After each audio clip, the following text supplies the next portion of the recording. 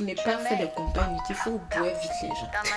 La vérité. T'as le bois ça facile. Un combat qui s'éternise, ou du moins une guerre qui s'éternise, n'est jamais bonne. Merci. Pourquoi? Et donc, il y avait une discussion qui s'improvisait là. J'étais là, j'écoutais. Et il y a des gars qui m'ont sorti des dingueries. Être dans une relation amicale où toi tu donnes, tu fais des efforts et que la personne est insensible à tout ce que tu fais comme effort, ça vaut mieux de séparer pour ça que nous, il n'y a pas dedans. Bonjour à tous, bienvenue dans votre 3e épisode de votre podcast Comment. Alors ici on parle spiritualité, développement personnel, relations humaines et c'est tous les dimanches à partir de 18h30. Alors le thème d'aujourd'hui c'est: tous les combats sont-ils bons à mener? On en parle tout de suite après le jingle.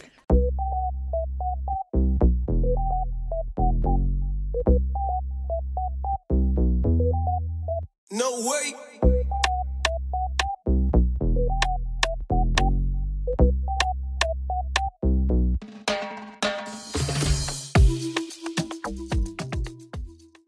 Je suis Camille Ayolier. Il y a rien Kofi. Et nous sommes vos hôtes de ce dimanche. Tous les combats sont-ils bons à mener? Avant même d'entrer dans le vif du sujet, c'est bien de comprendre ce qu'on entend par combat. Donc, c'est quoi un combat? Je te laisse d'abord commencer. C'est quoi pour toi un combat? Pour moi, quand on parle de combat, on parle d'adversité.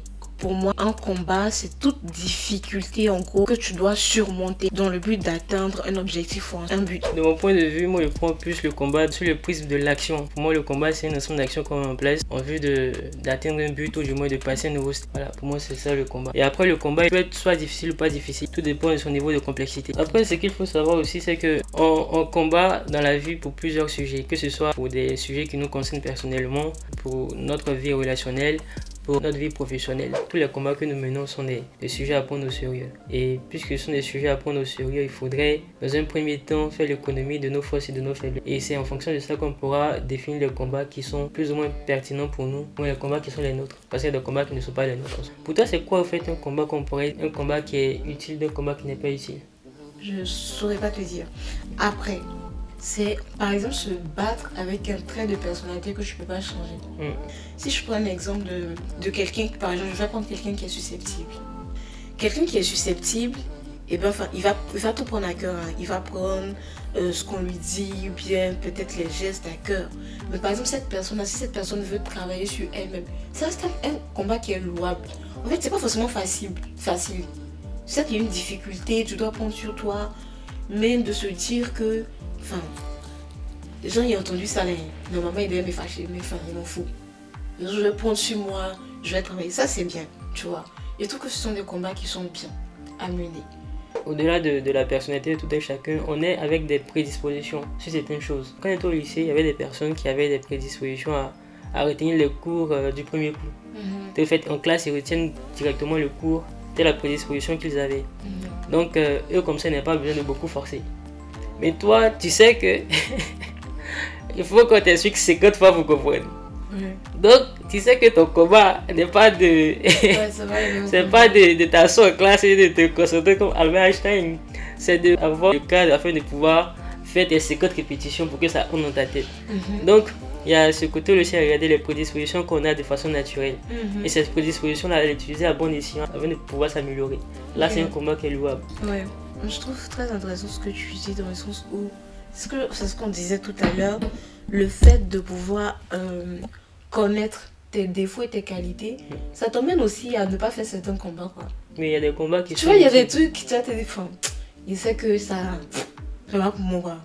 Il y a pas un exemple très simple. Bon, ouais. Après, je ne catégorise pas quelqu'un. Imagine au fait tu es pas musclé. Lancer des poids, tu vois, quand on était au lycée, au bac, on avait les épreuves physiques. Tu sais que tu as un petit gabarit, déjà tu es court. Et il y a un petit modèle qui lance poids. Quand il fait, déjà tu es court, sauter le code même là, ça peut. Tu peux pas comme junior, quand il va lancer poids, pas ta ouais, c'est junior là, ouais. Donc, tu vois, par exemple, tu as un petit gabarit, code 1m70, tu sais que 1m70 là tu ne pourras pas. Donc c'est pas la peine de. Faut compenser. C'est ça. Va compenser un lancer de poids, mais va compenser avec gymnastique, c'est mieux. Non, mais c'est... Sauter 1m70, les gens qui sautaient 1m70, là, tu les voyais, tu connais, tu sais qui. Là, tu t'amuses là, c'est hôpital quand même t'es changé. Non, mais en fait, ça me fait trop rire ce que tu dis. C'est des faits réels. Ça me fait trop rire ce que tu dis. Il y a une anecdote, il y a un exemple qui me vient en tête. Tu sais, les garçons qui savent qu'ils sont pas trop beaux. J'ai un garçon, en tout cas, un garçon qui tu sais, quand ils savent qu'ils ont une stratégie. Le garçon venait, il gagne joli gouré. Non, en fait, le but, c'est de pas être joli. Il se concentre. Le but, c'est pas d'être joli. Il sait que le combat de la beauté, c'est pas son combat. C'est pas son combat, là, laisse-la depuis longtemps. Il a compris. Il a d'autres. Son mindset a changé. On n'est pas fait de. Tu te connais, il y a des trucs. Il va faire rigoler la goula quand tu vas voir. Il rigole, il cherche un peu d'argent, il est un peu frais, il est frais. C'est pas quand tu le regardes, elle n'est pas jolie, mais. Comment tu dis que maintenant, la fille, elle a vu quoi? Elle a vu quoi? Tu sais, parfois, mais c'est pas lent. Il sait que son point fort là, il est drôle. Il est drôle. Femme, elle rit un peu. Et puis en plus, il est noir, tu vois. Il est intelligent. Mais il est intelligent. Mais si. Il y a un truc. Oui, il est intelligent. Il est franchement intelligent. Beauté là. Les gens négligent. Il y a des garçons qui sont pas hyper. Enfin, tout le monde. Moi, je trouve que tout le monde est beau, hein, par contre. Je trouve que femme comme garçon, je trouve tout le monde beau. Mais il y a des degrés de beauté, mais je trouve que tout le monde est beau. Ça, je le dis quand même. Mais tu sais qu'il y a des hommes qui sont pas magnifiques, ils sont pas hyper beaux. Mais le mec, il dégage un truc. Il se concentre là-bas. Faut lui tête à bout. C'est quoi tout ça? Il se concentre sur son mot. C'est qu'il dégage. Il y a des gens qui rentrent dans une pièce. Tu sais qu'ils sont là. Il y a des garçons. Hein. Ils sont pas bons. Hein. Mais ils vont rentrer dans la pièce de stade. Tu vois que tout le monde s'est rentré rigoler, tout le monde sera à l'aise. Il y a des gens qui rentrent, ils sont impressés. Donc je dis, toi mec, tu es dragué la go, tu sais que tu n'as pas beaucoup d'argent. Bon, tu n'as pas beaucoup d'argent, tu n'es pas beau, tu n'es pas beau. Mais en fait, tu sais qu'actuellement la donne a changé. Il faut un peu d'argent quand même. Hein.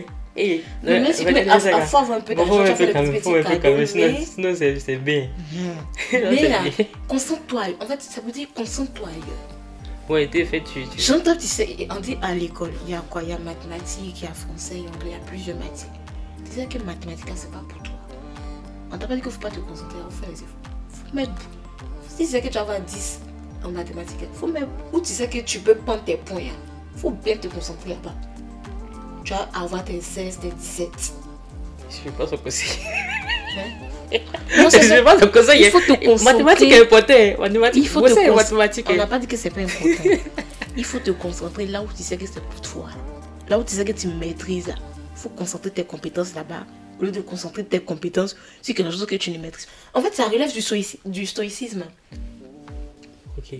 Je pense que ça relève du stoïcisme. Tu es d'accord avec elle? Mais oui. Ok. Au niveau personnel, là, je pense que ça relève du stoïcisme. À tous les niveaux même. Tu te concentres, tu sais que tu peux maîtriser. Tout de utile n'est pas utile. Je pense que ça s'appuie très profondément sur nos prédispositions, tu vois. Et je m'explique. Tu vas apprendre l'écriture. Tu peux ne pas être bon en français. Tu peux ne pas être bon en orthographe. Tu peux ne pas avoir fait un parcours excellent en fait en français en littérature. Mais tu sais que tu as tes qualités, tu as tes défauts. Et tu sais que tu as beaucoup de mathématiques. Et à partir de ces qualités que tu as là, tu peux mettre en place un process afin de pouvoir commencer à écrire. Donc, en fait, il y a des trucs. Quand tu veux, tu peux, au fait, tu vois. Oui, enfin. Après, commencer à écrire, tu veux écrire parce que tu veux. Oui, tu veux. Après, la volonté, oui. Mais si tu es passionné par quelque chose, ça devient facile. Mais si tu n'es pas passionné, tu n'aimes pas mathématiques, tu n'es pas fort mathématiques, tu te concentres à pourquoi. C'est ça aussi. Ouais. Il y a aussi des combats qu'on mène dans nos relations. Je m'explique. Tu connais quelqu'un, tu parles bien avec la personne, du jour au lendemain, tu sais pas qu'est-ce qui s'est passé, la personne arrête de parler, tu essaies de faire des choses, la personne ne veut pas te répondre, et au fait, il n'y a plus de communication. Est-ce que là, pour toi, moi je pense que pour ma part, au fait, arrivé à ce moment, il y a des combats qui étaient utiles au départ, qui deviennent inutiles après. Je pense qu'au fur et à mesure, on actualise les choses, tu vois.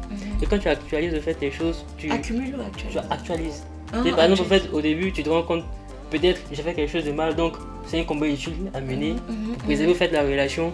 Mais tu mets des actions, mais la personne ne réagit pas derrière. Donc à ce moment, le combat n'est plus utile parce que tu fais des actions en fait pour quelque chose dans le vent, tu vois. Moi, j'ai une théorie. en amitié. C'est vrai, il y a une théorie dans les relations. Que ce soit amical ou amoureux, c'est une théorie. Les relations humaines ne se forcent pas. Ok. Et puis, je pars du fait que l'humain est créé de sorte que quand il veut quelque chose, il l'obtient. Il fait tout pour l'avoir. Et je pars du fait que une relation amicale comme amoureuse, c'est deux personnes qui se tiennent. Donc, si moi je te tiens et que toi tu me lâches, faut partir. C'est pas facile. T'es pas compris ton geste. On tient comme et puis on lâche. Donc comment t'attends que quelqu'un te lâche?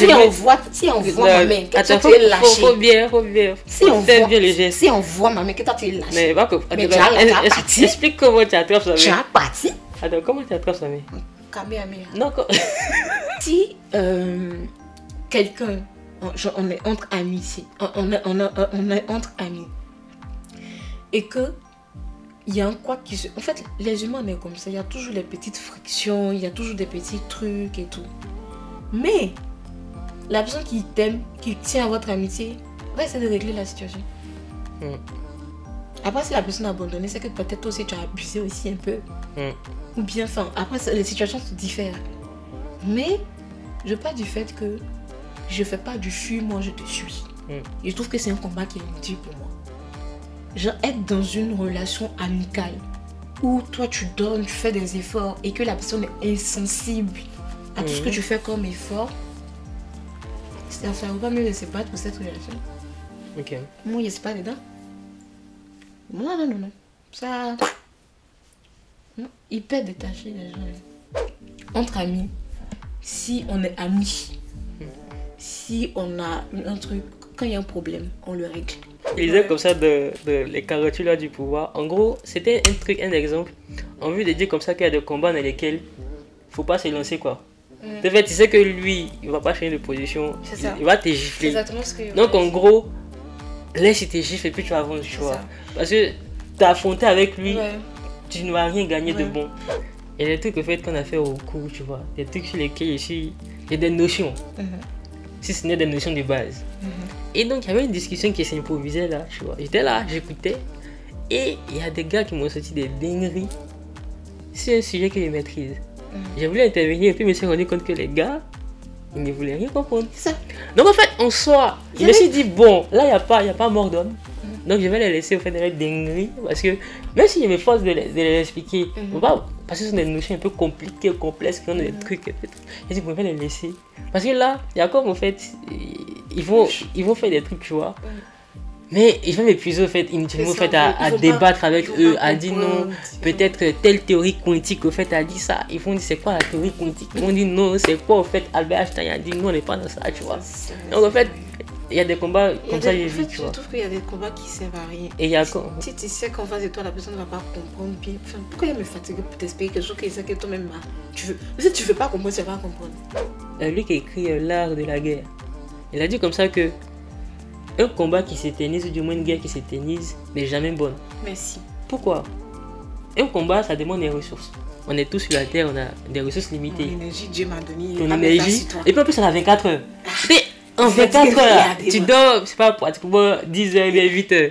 Et dans les quelques heures qu'il te reste là, tu vas pas aller faire des débats de 2 heures, 3 heures, 4 heures, 5 heures et quelques. Sachant que tu as des projets à monter. Et puis en plus, tu vois, c'est ça.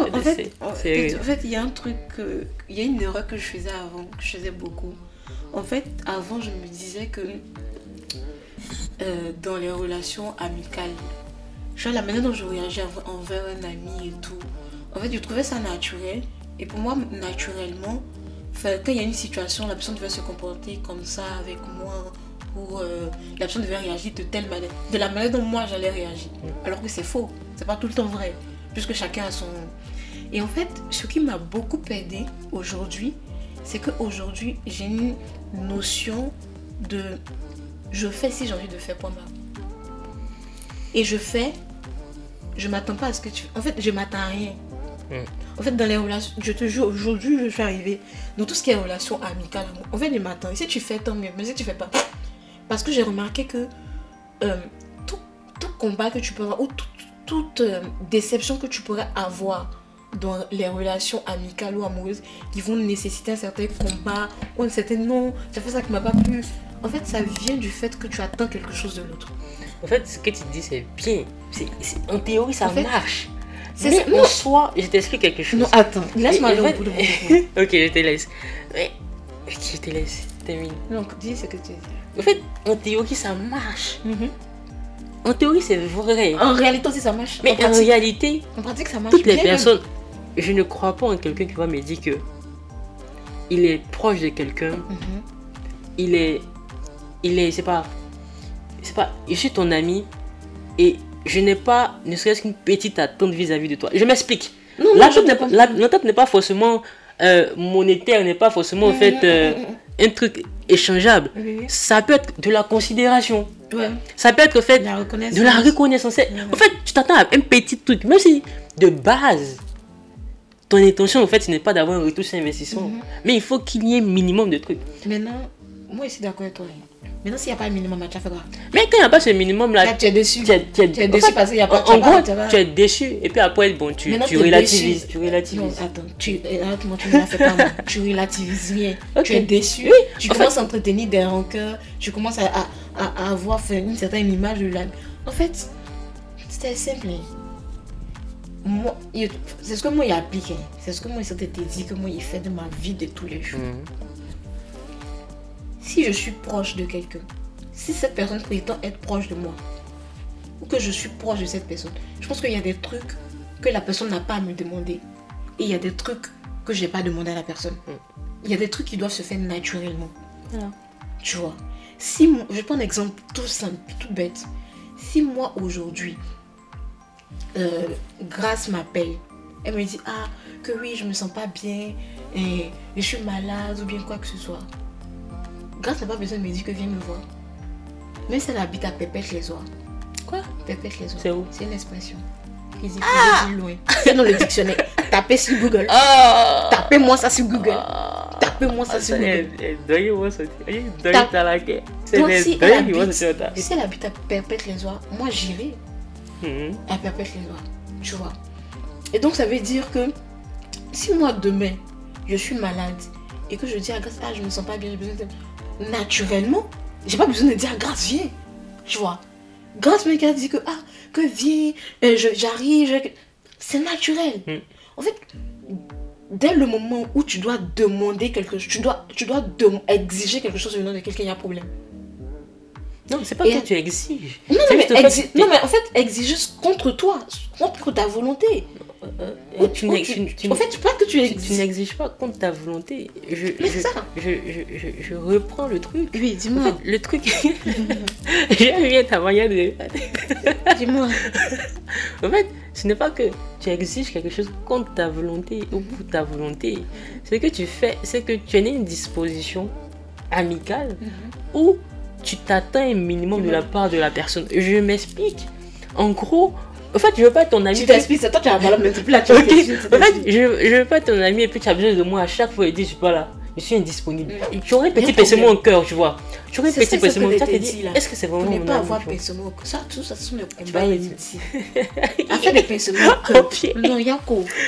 C'est ça, c'était dit en 2025. Pincement au cœur que tu dois avoir, c'est un combat inutile. Je te jure. Ce sont des combats qui... Tu vas voir pincement au cœur. Tu as mis non, mais pourquoi elle n'a pas fait ceci? En fait, tu entretiens les trucs. Ma paix, ma tranquillité. Depuis il fait ça, il vit tranquille. C'est bien de relativiser et puis de redéfinir les bases, tu vois. En fait, je te jure, tu as pincement au cœur comme tu disais parce que tu t'attendais à quelque chose. S'il m'attend à rien, ça me fait pincement au cœur comme ça. En fait, la question t'est posée et puis voilà. Est-ce que tu peux ne rien attendre de ton ami? Oui. En fait, en gros, ton ami... Elle me doit rien. Non, c'est pas qu'elle te doit rien. Oui, il me doit rien. En fait, en gros... Non, c'est pas truc. En fait, ton ami, il n'est jamais disponible quand tu as besoin. C'est pas mon ami. C'est ça que c'est pas mon ami. Tu vois, en fait, dans ce genre de situation là, pour ne pas être blessé personnellement, tu vas redéfinir sa position dans ta vie. En fait, donc, pour ne pas faire des combats inutiles, il faut boire vite les gens. C'est la vérité. Tu as le boissage facile. Il faut boire. Moi, en fait, je n'aime pas les mots de tête. Tu prends de l'hypant souvent. Ah non, je n'aime pas les mots. Tout ce qui est relation amicale. En fait, vraiment, je pars du principe que tout ce qui est relation amicale ou amoureuse, ça doit être des relations qui sont saines. On doit se tirer vers le haut. Donc, pour partir dans une relation, des combats qui sont nécessaires et inutiles, je pense que des relations qui sont saines, ce sont on se tire vers le haut. On est là les uns pour les autres. Quand tu as un problème, je suis là. Quand j'ai un problème, tu es là. Quand je veux parler, tu es là. Quand j'ai un moment de bonheur, tu es là. Quand je dis, Hilarion par exemple, il fait tel domaine, j'ai vu telle formation. En fait, il faudrait que je puisse t'apporter quelque chose de positif et vice versa. Si on n'est pas dans ce contexte et que ce sont des trucs, des mots des têtes, pourquoi tu n'as pas fait ceci? Tu redéfinis pourquoi tu ne dis pas comme ça? On n'a qu'à se laisser forcer, on est nés ensemble. On n'est pas nés ensemble. Il n'y a qu'un souci. Ils t'ont dit quoi au ciel là-bas que je ne sais pas. Quelqu'un doit me dire ce qu'ils ont dit au ciel. Toi, tu causes le ciel maintenant. On n'est pas obligé de t'être amis. Tu causes le ciel. Mais par c'est contre, un point important. Nuance. Je trouve que dans des combats qui sont inutiles, parfois il faut se battre pour des relations amicales. Il faut se battre pour garder certaines relations amicales. En tout cas, moi, de ce que j'ai compris de ma petite expérience, il y a des personnes en fait, qui sont des réponses à certaines de tes prières. Merci. En fait, c'est celle-là où je voulais t'envoyer. À certaines de tes prières. Du coup, si tu prends la grosse tête, et tu t'amuses à dire que je m'en fous de tout le monde, après on va pas prier pour dire il fait mes bois ça jamais, il sait qui est bois, il sait qui est bois pas. Après on va pas dire au Seigneur, Seigneur, depuis là c'est comment, il va te dire, moi j'ai envoyé une personne, il faut savoir qui tu bois. Faut attendre encore 2 ans à envoyer une autre personne. En fait c'est ça, en fait je suis tellement d'accord avec toi. En fait je pars du principe qu'il y a des personnes de destinée. En fait je pars du principe qu'il y a des gens qui rentrent dans ta vie, le changement tu le vois. Il y a des gens qui t'apportent du positif. Il y a des gens que Dieu a mis sur ton chemin, qui t'emmènent à évoluer, qui t'emmènent à voir beaucoup. En fait, il y a des trucs que tu faisais pas avant, que tu n'osais pas faire avant, que tu vas commencer à faire. Il y a des portes qui vont commencer à s'ouvrir. Ce sont ceux que j'appelle des personnes de destinée. Donc, si tu veux faire des trucs de boissage, comme je l'ai dit, pour aller boire une personne comme ça, parce qu'il y a un petit truc qui s'est passé entre vous, c'est ton problème. Tu vas lire là. Tout ça c'est intéressant. Il faut mettre tout en œuvre pour identifier des combats qui nous sont nécessaires au milieu amical, donc du coup des amitiés, des relations qui nous sont utiles et qu'on devrait garder, et des relations qui nous sont inutiles et dont on ne va pas mettre l'énergie là-bas. Ok. Donc voilà. Pour moi. C'est bien intéressant. Au niveau des relations. Il y a un truc aussi. Si on va aborder rapidement le point pro. Je pense que c'est un point assez intéressant aussi à regarder, à développer. Parce que pour moi, le côté pro se développe d'une autre manière. Il faut voir autrement. Et moi, la manière de voir le côté pro dans les combats qui sont utiles et les combats qui sont inutiles, c'est par exemple trop parler au lieu de poser des actions qui vont te pousser à des résultats. Et parce qu'au niveau pro, c'est plus poser des combats dans le sens où je pose des actions, j'obtiens des résultats et c'est ça que je montre, au lieu de mener le combat de la parole où tu vas venir démontrer par A plus B que potentiellement ce que tu vas faire est vrai ou faux, tu vois. Moi, au niveau pro, je le vois autrement dans le sens où si tu es dans un milieu professionnel, par exemple, je vais prendre un exemple d'une femme, une femme qui arrive dans un milieu d'hommes, qui est dans un domaine d'or et tout, elle arrive, elle a des combats. Donc, elle a des petits combats.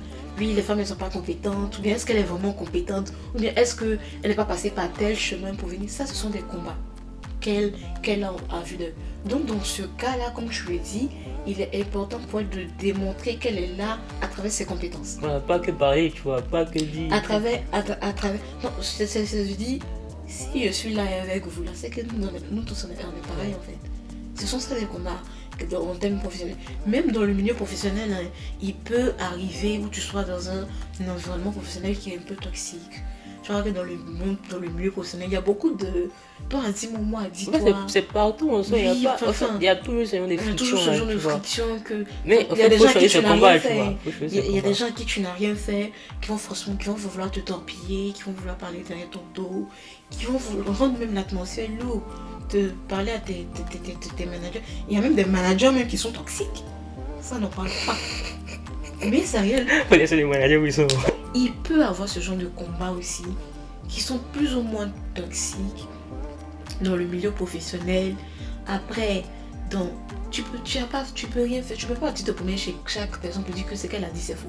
Déjà même là, en fait, il y a des combats qui sont inutiles. Le milieu professionnel, il est façonné à sa manière. Il y a une atmosphère qui est déjà créée. Tu ne pourras pas la changer. Donc en fait, aller contre ce système-là, c'est un combat inutile, tu vois. Moi, je trouve que c'est un combat inutile. Comment ça, aller contre ce système? Explique-toi. Quand il y a aller contre ce système, c'est-à-dire le fait qu'il y ait des personnes au fait qui soient désagréables, des personnes au fait qui ne soient pas au fait une bonne vibes, des personnes au fait qui colportent, des personnes au fait qui jugeront tout travail. Ça, c'est un truc au fait que tu ne pourras pas changer. Donc en fait, combattre ce truc-là, c'est inutile. Mais ce que tu pourras faire, c'est de pouvoir en fait prouver pour venir travailler de qualité et montrer aux personnes au fait qui seront pertinentes pour toi, pour te faire évoluer. Mais en fait, je pense aussi que je pense que ça s'acquiert avec le temps. Le fait de ne pas faire attention à ce genre de truc, c'est l'expérience qui va parler. Et c'est la durée que tu fais dans le milieu. C'est l'expérience de terrain. C'est l'expérience du terrain des vétérans. En fait, c'est vrai. En fait, au début, ça peut te toucher, tu peux être... Mais après, ce sont des trucs qui te disent absolument rien. En fait, tu es vraiment stoïque face à certains trucs, quoi. Genre, tu es vraiment en mode... Je m'en fous, quoi. Mais ça, par contre, ça vient avec le temps. Donc, le vrai combat, c'est comment tu vas faire pour... Et puis, il y a un truc dans le milieu professionnel qui m'énerve. Ça peut ne pas être vrai, mais je pense sincèrement que les gens qui avancent, qui évoluent, qui obtiennent de grands postes dans le milieu professionnel ne sont pas forcément les plus compétents. Tu vas voir un monsieur, un tonton barbu, il a son gros ventre dans l'entreprise, il se promène partout, il cause avec tout le monde, il fait patrouillage chez tout le monde, il fait Jerry Sochi là. Bon, c'est le commérage, j'avais dit commérage. Qui fait les commérages. Donc, tu vois, il fait les commérages un peu partout dans l'entreprise parce qu'il connaît tout le monde, il s'entend bien avec tout le monde. Tu vois que ce monsieur-là, il va avancer beaucoup plus rapidement que quelqu'un même qui est fort jusqu'à qui se concentre sur son travail, mais finalement, qui n'est pas hyper sociable, qui ne fait pas de commérage, qui ne colporte pas les ragots, parce que c'est ce que les gens aiment. En fait, on est des hypocrites dans le monde du travail. Donc si c'est un combat, c'est là-bas le combat qui a dit que non, mais il travaille pas, mais il fait pas de truc, il prend 19 000 pauses, 99 millions de pauses, il est payé à 99 millions. Ma chérie, mais mon frère, c'est comme ça. C'est comme ça. Mais arrivé un moment, je crois que tes compétences te distinguent quand même. En fait, je pense que les compétences parlent en ta faveur. Mais pas toujours, hein. Et je pense que ça parle en ta faveur. En fait, je pense qu'il y a deux facteurs. Pas toujours. Je t'explique. Je pense qu'il y a deux facteurs. Premier facteur, il faut que tu sois très très bon pour que ça parle en ta faveur. Ok. Je suis d'accord avec ça. Il faut que tu sois excellent. En fait, c'est les deux trucs. Les deux trucs. Mais en fait, en gros, même pour les gars qui parlent beaucoup, tu vois, il faudrait aussi que tu saches aussi faire des trucs, tu vois. Mais tu as déjà rencontré des gars qui savaient rien faire. Moi, tous les gars, moi, j'ai rencontré, ils savaient faire des trucs, tu vois. Quel truc? En fait, ils maîtrisaient, si ce n'est le basique, tu vois. Toi, tu maîtrises les plus que basique. Tu es moins payé que lui qui maîtrise les basiques. Le monde, il travaille, c'est un autre truc. Hein. Il y a la réalité et puis il y a ce que tu gagnes. En fait, c'est soit tu es très très bon, tes compétences te distinguent largement, ou soit, mon cher, même si tu es très très bon, il faut faire un peu de soutien là dans l'entreprise. Mon cher, il n'y a pas... Ne m'écoutez pas. Il y a longtemps j'ai vu sur la télé. Quand il vous parle, écoutez moi. Tu vis depuis combien d'années? Soyez sociable au travail. Depuis combien d'années? L'énergie que tu prends pour dire que non, il prend 19 000 pauses, il est mieux payé, il te torpille et tout. C'est pas là-bas le combat. Le combat se trouve dans être sociable et puis être compétent. Tu allies les deux, tu vas avancer dans le monde professionnel. C'est ce que j'ai dit. Et je suis. C'est vrai, gros sur le cœur. J'ai beaucoup sur le cœur. C'est le règlement. Je pense aussi dans la vie professionnelle, même dans certains combats de la vie qu'on a tous les jours, hein, il faut savoir le bon timing, tu vois. C'est pas parce que tu as la possibilité de faire un combat maintenant qu'il faut le faire, tu vois. Il y a des combats au fait qu'il faudra reporter un peu plus tard, question de se préparer en amont. Okay. Parce qu'il y a des combats, si tu n'es pas prêt au fait, tu risques de te faire avoir.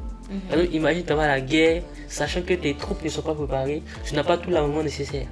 Une fois en guerre, tu n'auras plus il n'y aura pas au fait de bonnes tactiques qui seront mises en place, tu n'auras pas le bon matériel et donc au fait tu vas perdre. Il y a comme ça au fait dans un livre que je lisais, on dit comme ça que avant même de commencer la guerre, il faut l'avoir gagnée. Et les guerres même qui se gagnent bien sont les guerres même pour lesquelles on ne se bat pas.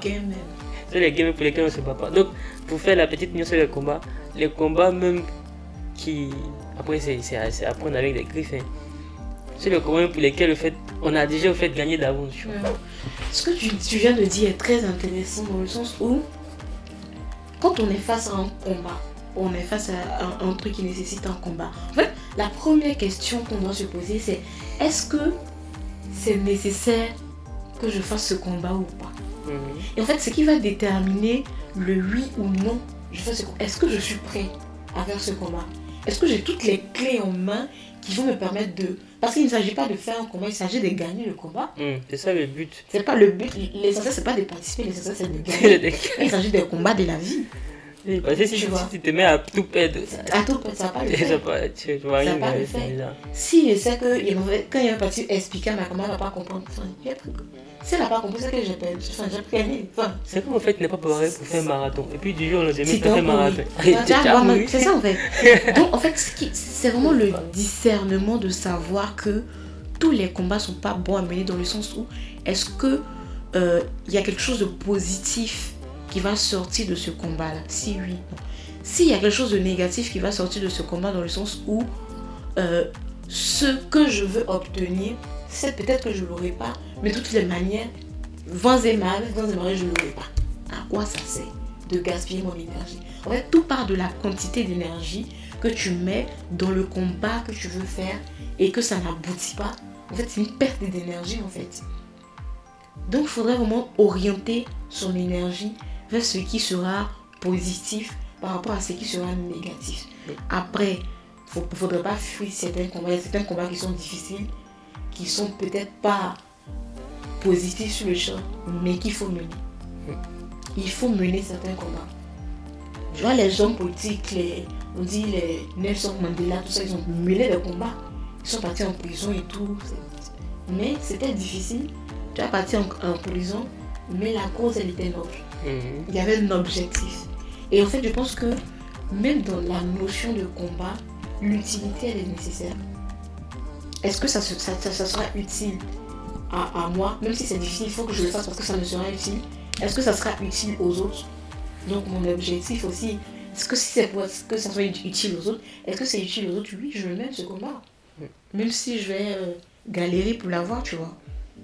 Donc je trouve que c'est important d'avoir le discernement, de mesurer la quantité d'énergie qu'on met dans chaque combat, de mesurer l'utilité du combat et la finalité de ce combat. Dans tout ce qu'on a dit, que ce soit des combats utiles ou pas, il y a des combats pour lesquels, quand on constate que c'est pas vraiment utile, pas grand bénéfice de s'y aventurer. Pourquoi? Parce que il peut y avoir des conséquences d'ordre psychologique, d'ordre moral, d'ordre physique.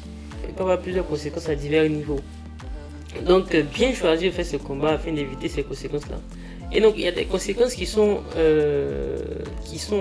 par exemple, je prends un exemple très, très simple. Imagine au fait, tu es en face de quelqu'un de très puissant, tu vois. Même si tu es fort comme on, même si tu maîtrises des trucs, tu vas parler avec des pincettes de peur au fait de le frustrer, de le blesser, de le heurter. Là, tu fais le truc. Parce que les gens qui sont puissants, généralement, c'est qu'ils ont un ego. Donc, en fait, tu as envie de défier son ego. Et puis, en plus, devant tout le monde. Imagine en direct et puis te permet de le mettre en difficulté comme ça. Et je pense que le fait de forcer certaines relations, de vouloir forcément mener des combats qui ne sont pas forcément, qui ne n'aboutissent pas forcément, et que tu vois que c'est perdu d'avance. Tu vas te confronter à certaines informations qui sont négatives pour toi et qui finalement joueront sur ton toi intérieur, ton être intérieur, ta manière de penser, de l'idée que tu te fais de toi, alors que c'est pas forcément vrai. C'est juste des situations qui ont changé. Comme je l'ai dit au milieu là-bas, on a une énergie qui est limitée. On a des limites aussi qui sont bien définies. Bien sûr, on ne les connaît pas, il y a des limites. Donc en fait, s'engager dans le combat inutile, c'est dépenser de l'énergie de manière pas très utile, pas très bénéfique pour toi. Et 2, s'exposer à des blessures intérieures, tu vois. Que ce soit des blessures intérieures, à des manquements, et souvent même à des impolitesses. Foutaise, on peut te manquer de respect tout simplement parce que tu as mené un combat qui n'était pas le tien. C'est vrai. Il y a déjà ça. En fait, il y a Goga qui sont en train de faire parler là-bas. On t'a pas invité, toi tu t'en mets ta bouche dedans. C'est ça là. Ils vont se faire association de malfaiteurs pour t'inciter. Je pense que t'as pas invité là-bas. Je pense que même dans les relations amicales, même, tu vois, il y a des relations que tu fausses. La personne te montre qu'elle veut pas de toi. Elle veut pas être ton ami, ou bien elle veut pas être ton gars, ou bien elle veut pas être ta go. Tu forces la relation là, c'est pourquoi. Foutaise va rentrer dedans. C'est comme ça que la personne va commencer à te manquer de respect. La personne va commencer à te parler n'importe comment. Elle va commencer à te dévaloriser et tout. Et c'est tout ça là qui va jouer sur toi finalement, parce que finalement tu as voulu forcer, tu as voulu mener un combat. La personne dit qu'elle veut pas que tu mettes ce combat là pour elle. Il y a quelque chose. On a parlé de beaucoup de choses, mais il y a aussi une chose aussi très importante, je pense qu'il faudra parler. Je pense que ceux qu'on construit, ou du moins les personnages marquants de l'histoire, se sont distingués au fait par cette fougue, par ce type, par pouvoir affirmer des convictions fortes, tu vois. Ce n'était pas des combats qui étaient seulement pour eux, mais des combats aussi utiles à la société, utiles à une population. Quand on prend le cas de Martin Luther King, lui, il militait pour la paix, pour l'égalité des chances, etc. Nelson Mandela, également en Afrique du Sud.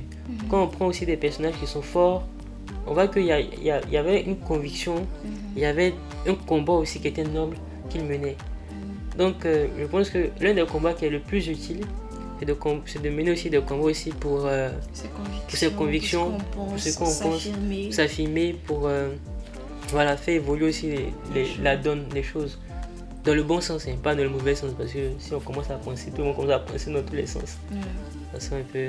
Mais si tu penses qu'il y a un combat qui mérite d'être mené, qui est certes difficile, mais qui sera utile aussi à beaucoup de personnes. Utile non seulement à toi, mais à plusieurs personnes, c'est nécessaire, c'est important de pouvoir mener ce combat-là bien, même si tu ne vois pas les résultats tout de suite, ou même si c'est difficile un peu devant, c'est un peu brouillé, mais c'est bien de pouvoir affirmer ses convictions.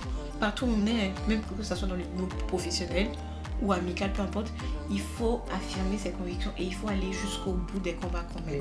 Affirmer aussi ses valeurs, tu vois, parce que c'est un truc aussi qui peut se répondre. Quelqu'un qui affirme de manière... qui affirme ses valeurs, qui affirme sa moralité, il peut aussi toucher les personnes qui sont autour de lui et aussi faire des disciples entre lui, tu vois, et rendre encore le monde meilleur. Et donc, on a dit beaucoup de choses intéressantes, beaucoup de choses qui sont sur lesquelles on pouvait encore aller en profondeur parce que le sujet est très profond et très vaste. Ce qu'il faut savoir d'entrée de jeu, c'est que nous tous nous sommes confrontés à des combats. En Côte d'Ivoire, on dit comme ça que la vie c'est un combat. C'est-à-dire même tous les jours c'est un combat. Se réveiller c'est un combat. Aller au travail c'est un combat. Parler c'est un combat. Marcher c'est un combat. Tout est un combat. Et dans le combat au fait de la vie de tous les jours, il faudrait qu'on y mette du sien. Et pour éviter de perdre inutilement son énergie, gaspiller les 24 heures qu'on a dans une journée, c'est de faire le bon discernement afin de distinguer le combat qui est bon du combat qui est inutile. Parce qu'il y a des combats qui sont bons à mener et des combats qui ne le sont pas. Également, le fait de savoir bien distinguer permettra de bien diriger son énergie, bien diriger son temps afin de pouvoir avoir un impact qui est concret, qui est efficace. Voilà. Merci de nous avoir suivis pour ce 3e épisode de Comment. N'hésitez pas à mettre vos commentaires, vos avis sur le sujet dans la barre de commentaires. On vous lira avec grand plaisir et on espère que ça vous a plu. Rendez-vous dimanche prochain pour un nouvel épisode de Comment. Bonne soirée, bye bye.